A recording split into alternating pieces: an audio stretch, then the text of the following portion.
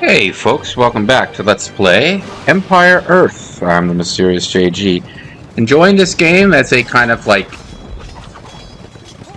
I think some of the other campaigns can get pretty hard, but it's like an RTS game with story, which is like my favorite.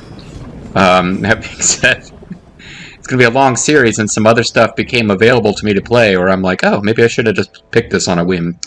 But it is what it is. So we've gone through the tales of the early Hellenic peoples and the warriors from the Lost World, aka the Sea, which is the story of Pelops and the sons of Pelops and horse pasturing Argos, which is probably going to be my big takeaway from this entire series, horse pasturing Argos. Then we went through some like quasi-mythical stuff like the Trojan War. Athens won the Peloponnesian War, which I guess wasn't supposed to happen. I knew that the Peloponnesian War was fought between Greek city-states, so that's about all I knew. I figure if the Spartans had won, we'd all be speaking Spartan today, but the Athenians won, according to this game, which is why we're all speaking Athenian. But now it's time for the last three scenarios of this, scenario, I guess, the campaign. We got three different scenarios left to go in this campaign, and they will all be talking about a guy who I guess makes sense to talk about in your Greek scenario. Alexander the Great. Alexander the Great was an ancestor of Alexander the Greater from, what the hell was the name of that game? It's the Capcom wrestling game. It came out when like Street Fighter 2 was still popular. It was the SNES version. I mean, Bobo and I liked it because it was two-player. But I can't remember what it was called now. It featured characters like, I think his name was Titanic Tim, and we always called him Tommy Titan, and it's really not the subject of this game. This is but Alexander was, I guess we'll learn about him as we go. He's depending on which historian or armchair historian you ask, he was like the greatest conqueror of all time, conquered the known world. That's what you say if you really want your greatest military leaders of all time to be white people. If you're talking about somebody who conquered the entire world, you gotta think about Genghis Khan in there too. But I'm exposing my ignorance of how much of the broad Mongolian Empire was established during Genghis's life. But Alexander famously wept after his last military victory because there was nothing left for him to conquer. That's the kind of tale that's probably a little bit exaggerated or romanticized, but he's also very famous, and Alda's waiting in the wings to correct me when I'm wrong here. The Gordian knot, right? This knot that was so convoluted no one could untie it, and then Alexander cut it with a sword and said, "Oh, I have untied it," and everyone's like, "Ooh, you're thinking outside of the box," and I'm like, "No, he didn't. He fucking cheated." And if somebody who wasn't Alexander the Great did that, you would have told them they cheated and killed them. But it's Alexander the Great. You're like, fuck, we better not, better not get on Alexander's bad side. Oh, meanwhile, there's different difficulty levels here. I wonder if I can, surreptitiously sneak it down to easy when we get to the Navarra-Russia campaign. Anyway, let's find out about young Alexander. Let's see if young Alexander plays it safe, like Zaphod did. And let's give the narrator a second to get warmed up here. Ignorance and superstition. Aristotle once grumbled. Nice voice acting, buddy. Among the wild herbs growing near the coast in Mytilene. They're like twin idiots running rampant through the land. See, I would have gone for the slash voice, but lost to Sparta in the Peloponnesian Wars. aka the Sun Tzu voice. Faith in herself. And in the rising tide. Okay, here you go, guys. They're acknowledging that Athens eventually lost. Philosopher-scientist had chosen to head for higher ground. Here in Mytilene, Aristotle had commenced his studies in natural science, observing and recording the myriad characteristics of the flora and fauna. He decided birds were made up of bird molecules. What the fuck? Was about to sweep across the land. A young prince named Alexander was next in line to rule the kingdom of Macedon. And a certain philosopher-scientist would soon be appointed to tutor the up-and-coming general in the ways of power. Oh, I wonder who that could be. I mean, you were just talking about Aristotle, but it could be anybody, really. Yeah, Aristotle. I don't know as much about Aristotle as I don't know that much about Plato either. Alright, Socrates was the guy who had to drink the hemlock. Aristotle was the guy who taught Alexander, even though he was a philosopher. And I think some of modern scientific some of the modern scientific approach comes from Aristotle, although the conclusions he drew from it are all things that we've moved past. Like, he really did believe the world was made up of, like, something like an atom that was too small for us to see. But he thought, like, he didn't understand the idea. It's interesting to think about, like, the genius of their time and how dumb they seem now. But it's like, no, they thought of things no one else in their time could have thought of, and you could look back and be like, what a dumbass. He thought that, like, animal life was made up of smaller cells, but, like, he thought they were like bird cells. Like, birds were made of bird cells. People were made of people cells. Maybe I'm making this up, but I think I remember reading something like that. Plato, I knew a little bit about back in college because I actually read The Republic for a class, but it's been a long time. And the main thing I remember is that, like, in the early part, he's debating with people about, he's having this debate, and this guy comes in and argues that tyranny is the perfect form of government and is better than democracy. And Plato out-argues him, but, like, he's talking about... This is where he establishes the Platonic ideal, like, any given thing has its purpose, and if it perfectly accomplishes its own purpose, it is of value. And that includes bad things, I guess. Like, I'm misconstruing all of this, but, like, the snake's purpose is to strike, like, it strikes its enemies with poison to defend its nest and blah, blah. So it's not that the snake is a part of nature and it's fulfilling its function.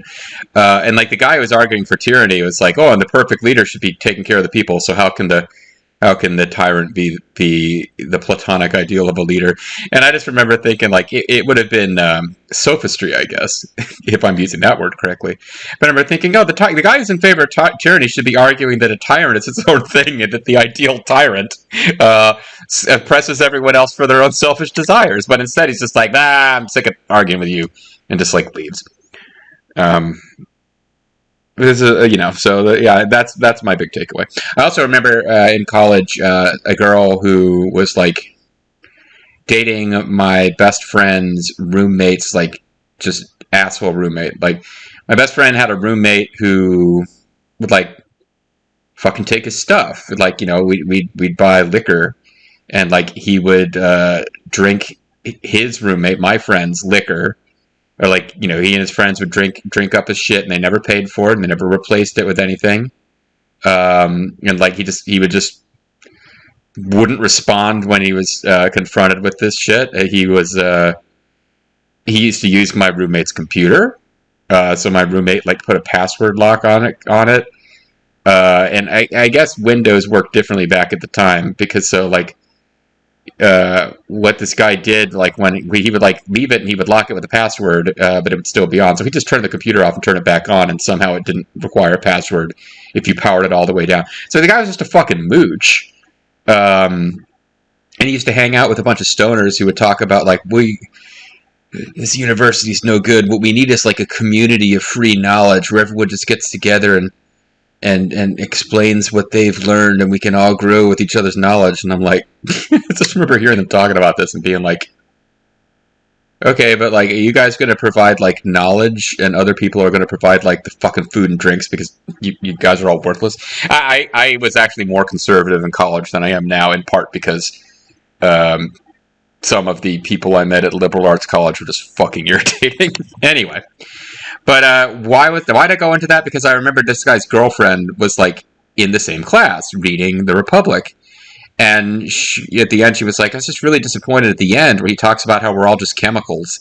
Like, he backs out of all the interesting stuff he said and said we're all just chemicals. And I remember, like, thinking, what the fuck? What? I read the entire book. Like she misread something in, like, the final portions of the book.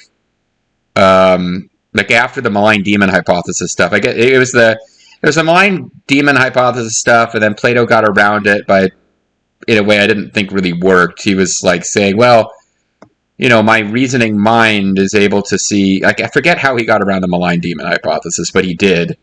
And at that point I was like, I mean, if you really think there's an evil being that's, like, laughing at you and has given you a defective mind with defective logic, like whatever he came up with his way around it is kind of trumped by the fact that whatever he came up with might be what the malign demon wanted him to think. I don't remember how he got around it, but something in that this lady read, she just completely misread it. She's like, she thought he tossed this entire book, everything he'd established up to that point about philosophy, out in the last chapter, and I'm like, I think you just literally missed the word "not," or like you missed a negative in there and just read an entire thing he was saying wasn't the case and decided it was his final point. I don't know. It's madness. But anyway, that's the first 10 minutes of this video down. Our objective is to join Aristotle outside the city of Mytilene and hear what he has to say. I would imagine there will be more to the mission than that. Gold and iron can only be obtained by plundering enemy cities. This game is like the actual main game. If you play against other people or the AI, you always have resources. It's an RTS. You build up defenses around your resource areas. You get production structures. You build armies. The campaign is like obsessed with not letting you do that. When armed trouble breaks out in Macedon, be certain to take care of Alexander. Becoming exposed to enemies at the wrong time could cost him his life. Listen carefully to Aristotle's advice. He may be able to give you tactical pointers that will tip the scales to your advantage. Companion cavalry are useful for quickly reaching an enemy siege units that overload to cut down your other troops. You'll have to use your skill as a general to defeat your enemies as opposed to overwhelming them with sheer numbers. Again, I'm not particularly good at micro. This game isn't particularly easy to micro. And they're obsessed with not giving you the ability to actually, decide your own force composition and build and they keep hamstringing macro in the campaign and making you do micro when the game is actually shitty at micro. So I like the fact that Empire Earth has lots of voice acting story, and the historical stories are kind of fun. There's a lot about the gameplay I don't care for. Sending Aristotle back to Mytilene will be worth the effort, but be warned, the weather in the Aegean has changed since this last trip. That's a weird one, because I played the whole Greek campaign off screen. Like, it tells you to send him back where he came from, and if you do, there's a little brief bit of voice acting, and I guess he gets he becomes a prophet with the ability to cast pestilence and shit. But when he's returning, there's 4 hurricanes for no reason. It makes no sense. Anyway, Pella, I guess that's Macedon, yeah. So, Peloponnesian Wars are over, and these guys, Peloponnesian Wars? Perhaps? No. Peloponnesian Wars are over. I guess we're enemies with Thebes and Athens. Sparta's not really whatever. Oh, I forgot to read this. No one would have thought it possible, but in 371 BC, Sparta was defeated in open battle by Thebes. I'm Lent, a character from Atelier Rissa. Shadow something and the secret fairy something, I don't know. Bluntly put, it was an inconceivable event. Sparta had towered over her neighbors' armies for so many centuries that, for the Greeks, this monumental turnabout was almost impossible to grasp. The Theban generals who masterminded the victory were Peloponnetus and Epaminondas, and at least one significant observer was there to learn all he could of their brilliant tactics, Philip of Macedon, Alexander's dad. When Philip ascended the throne of his new country in 359 BC, he was more than ready to exploit the Theban military innovations in radical new ways. In short, Macedon hetaroi, or companion soldiers, I think I'll be calling them companion soldiers, I have no idea how to pronounce that word, had united northern Greece and subjugated the great city-states of the south. Like Austin. Although Sparta never swore allegiance to Macedon, she acknowledged the new Macedonian hegemony in a series of treaties that made it clear Macedon was the true power among the Greeks. Then in 336 BC, the Greek world was shocked to learn that Philip had been assassinated. His 20-year-old son Alexander quickly assumed the throne, but Athens, Thebes, and a host of smaller cities took the opportunity to rebel against Macedon's authority. Without hesitation, young Alexander swung into action. He refused to play it safe. Well schooled in his father's military skills, the new king soon demonstrated his own spectacular genius on the battlefield by bringing the rebel cities back into line. In the end, because of her repeated treacheries, Alexander felt the need to make an example of Thebes. He ordered the city burned to the ground. Of all the buildings, only the temples were left untouched, and the house of the poet Pindar. With the reign of Greece, yeah, I've wondered about that, because I don't know that much about Greek history, but you pick up bits here and there. And you do always hear about Athens, Thebes, and Sparta but like Thebes is always kind of this like distant third. I know Athens is still the capital, and there's a lot of stuff there. I'm sure that wherever Sparta was located, there's still stuff going on, but there's no modern city of Sparta, as far as I'm aware, and there's no modern city of Thebes. So I guess we now know why there's no modern city of Thebes. Sparta presumably was just like eventually undone by like just guys like chock full of testosterone, like headbutting each other and writing their names in the sand, and eventually their buildings just collapsed from the sheer manliness and not being good at maintaining cityness of Sparta. With the reins of Greece firmly in hand, Alexander was now ready to extend his military reach beyond the Balkans and into Asia. The Greeks had an old score to settle with Persia, and Alexander was a military leader who could make it a reality.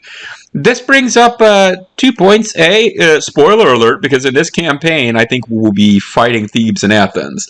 So spoiler alert, Alexander the Great isn't like taken out before he can get started. The other thing is, Persia. What's his name? The dude, the 300 movie, Thermopylae Pass. All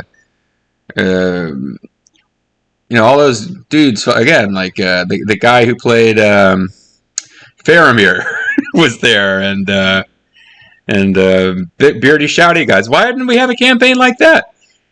It would have lent itself to one where we didn't have the ability to macro. We had to micro. I guess, in theory, maybe the game knows it's bad at micro, and forcing us to micro against an overwhelming Persian force would be too difficult to do this early in the campaign. Believe me, by the time we get to the Novaro-Russia campaign, which is like a fictional future Russian storyline, they'll be throwing stuff at us where we are badly outnumbered. But maybe they didn't think that would be fair to do now. Okay, let's actually go. Now that we're halfway through the damn video, let's move on. I love the graphics. He's just gonna dance. The people of Mytilene use these herbs to control rats. Rat mind control herbs? Dosage, they could be used to affect the spread of disease or famine. Well.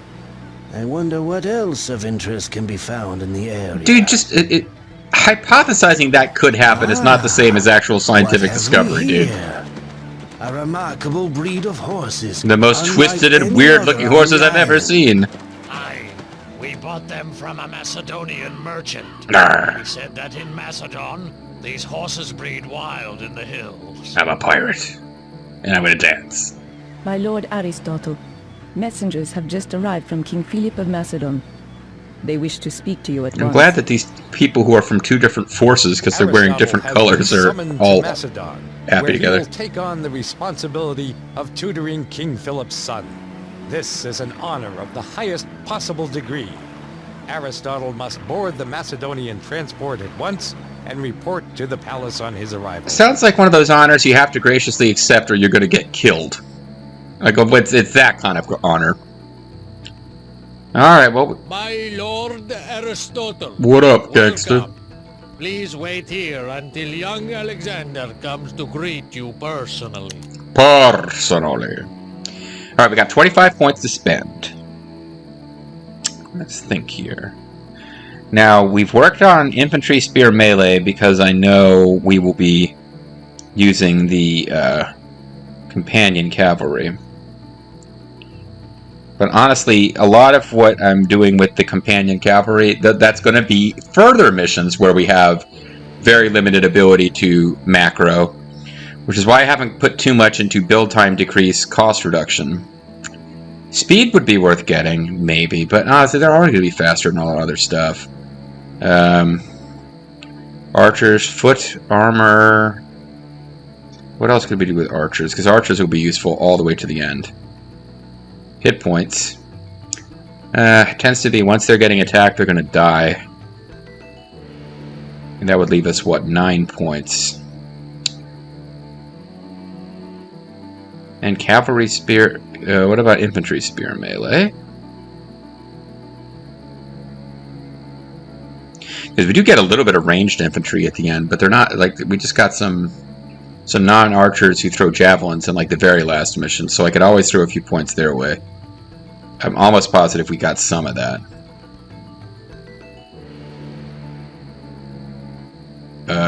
But this would be... Yeah, we've done the stuff for them that I would care about the most.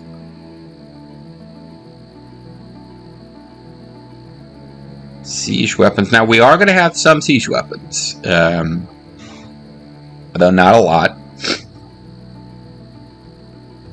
Tank seems like a little bit of a silly thing to put points into. Cybers, Civ. Buildings, walls, and towers. I went for attack and range. And I don't think anything else really matters. I usually build those as like a cheese tactic when we have time, and I know where the AI is going to attack. Cost reduction might be valuable, actually. Although we tend to have maps where they give us stone, and obviously wood, but no gold or iron, because there's really no military units you can build without. You can build towers all day with just stone, but a lot of the time they just give us stone. I mean, citizen range and speed wouldn't be the worst thing. I could build up sword cavalry, but again, we get some, but not much. You know what? I have ranged cavalry that shows up later, I think. Like, I feel like we got elephant archers at some point. Let me just save the points. Yes? I don't get to control them yet. Aristotle, how good to see you again. I'm I Alexander. still remember our days at court, when your father was the royal physician. And now you've been hired to be my tutor. Yeah, really exciting It news. is an appointment that pleases me greatly, my You can lord. see my stiffy poking You're out of my looking robe. well. The life of the prince suits you, I'd say. Sorry about that. Where is your father, the king? He's dealing with a troublesome group of rebels, even as we speak. He's dealing with them Then really let us well. I'm begin sure he'll your be tutoring fine. At once, my prince.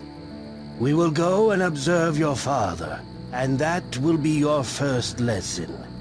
All things are learned by observing the world around us. Do you want to not like move into your new apartment? Like, did you pack luggage that you might want to stash, Aristotle? No. Now we must we joined him, and now we have to bring Aristotle to the hilltop where King Philip is about to commence the skirmish with the rebels. It's the rebels. So before that can go anywhere, let's throw out a save, because the game kind of warned us we can get killed like right off the bat here. So they kind of warned us about that. Alexander here is he's like one of the sons of Pelops, right? Yes? Aristotle is a prophet, but he's got no skills to pay no bills. And royal minister, we don't control him. I foresee victory. The end is coming. Now we can scout up here, but there's really not that much of a point. We are meant to come here and watch. Oh, hold on. Let's take a look at this before we advance too far, because these are the guys we'll have access to. Phalanx are the spear infantry, and Philip is a hero. And I think it'll be phalanxes that we're building for the most part, which is why we've already made sure that our spear melee have infantry spear melee have the best stats really possible. Again, I could go into speed, might be worth it. Whatever. All right. Okay, my lord. I need to like refresh my memory of what units we have in the next two scenarios, just so that I won't feel like I wasted the Civ point. Civ point, it's not a huge deal to waste, but I would have put more points into economy. But I remember like a lot of no build missions at the end of this. Hey, Dad. I'm here with an old man to watch you.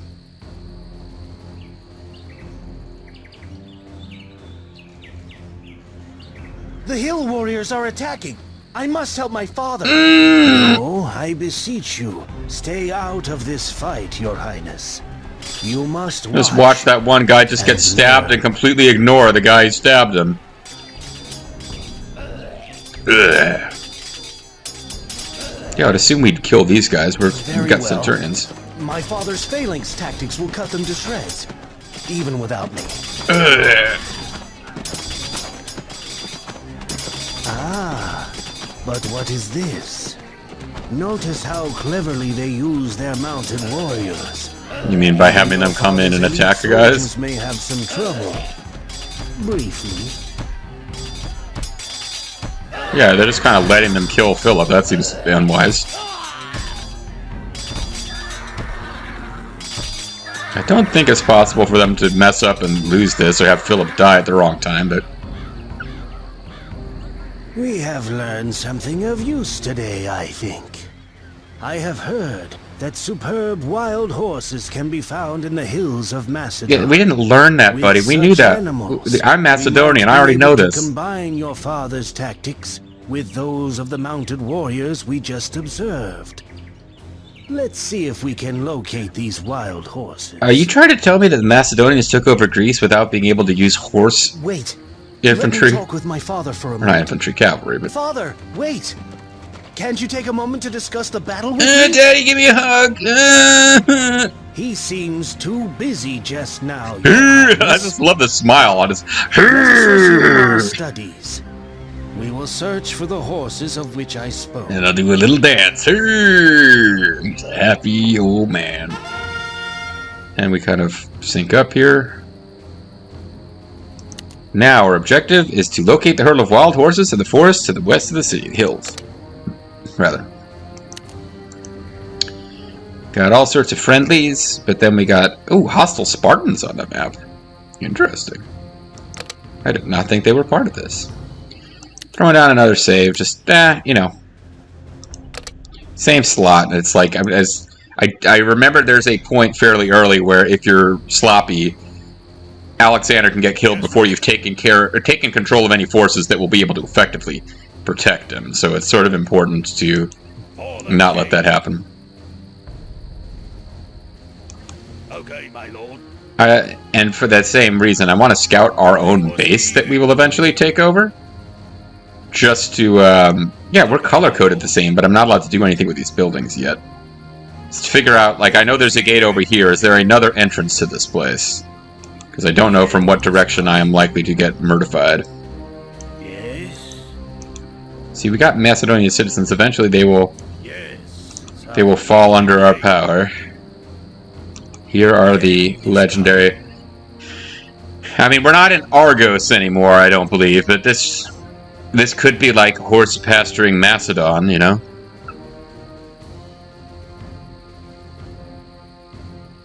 It's in the deep woods. You can always use the reasonably priced mosquito repellent off. Man, you didn't even see that joke coming, did you? I foresee victory. I foresee horses. Yeah, these are some weird looking horses. We can get food out of them, I suppose. But it looks like we got farms up there, so I don't think the horses are going to be that necessary. Yes, these are the very horses we've been looking for. Let us herd them back to town and into the stables. Well, you can lead a horse to Macedon, but you can't make them drink. I was wondering, does this mean there's going to be a herding mini game? And apparently not. I think we just won the herding game without actually having to herd. What? Regicide. What? Alexander's father has been murdered outside the city gates. The killers must be found and put to death for their horrible crime. Crap! Well, shoot, dudes, they've murdered Philip. Who could have foreseen that? It appears to be the Hills tribes. I mean, he was out there, like, you know, murdering them. So it's, I mean, their horrible crime of it didn't seem like we were all like hunky dory. It's not like these guys had sworn an allegiance to Philip. So I don't know historically who actually assassinated Philip of Macedon, but in this game it was a hostile force of hill guys that we were already fighting, so he was wandering around out there on his own. I guess it's not that surprising. Will Alexander suffer the same fate? I mean, if he does, I'll just load the game, but it'll still be interesting to see if I manage to screw that up next time.